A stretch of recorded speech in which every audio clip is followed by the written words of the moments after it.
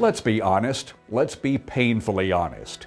As we examine key lessons from the bruising governor's race that Republicans just lost. Welcome to Liberty News TV. I'm Norval Rose. Spotlight on Virginia, on what conservatives, constitutionalists, and liberty lovers across America can and must learn from Republican Ken Cuccinelli's heartbreaking loss to Democrat Terry McAuliffe. Yes, the Dems' victory margin was smaller, far smaller than what most had predicted, by current count, less than 3%. But it was still a loss for the GOP that probably could and should have been avoided.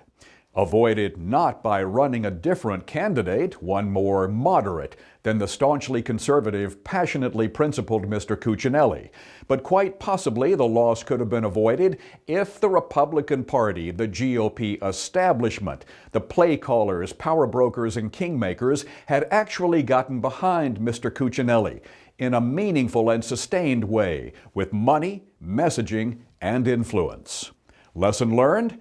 The mainstream GOP, the establishment, cannot be counted on to fight for and with true conservatives, the so-called Tea Party candidates.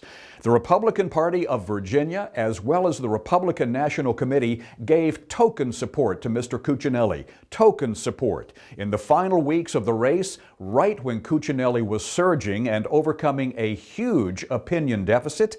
The party, for all intents and purposes, disappeared. Just when victory was in sight, the party retreated.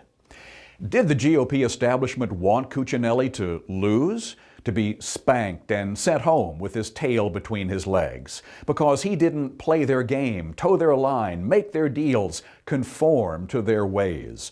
A very strong argument could be made, and will no doubt be engaged, that Cuccinelli and other candidates like him across the country will in fact be shunned, slighted, even sabotaged by the GOP establishment, the political machine whose operators are much more interested in preserving their place in the game than in prevailing against the real opposition.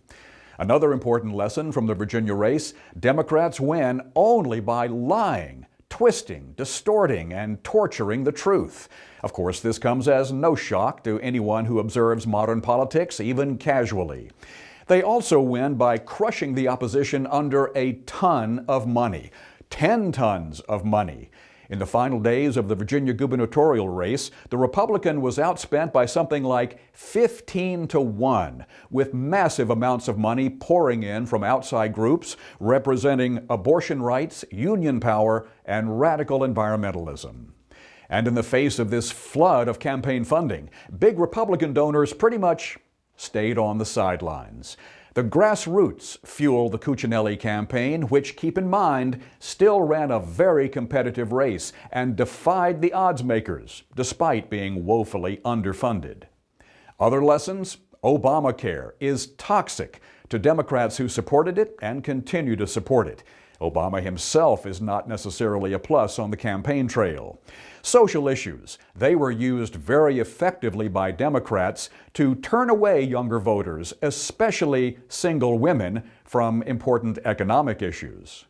Finally, of the many other lessons we could look at is what this all means to the future of the Tea Party. Ken Cuccinelli was, in fact, closely aligned with and supportive of many Tea Party-embraced principles.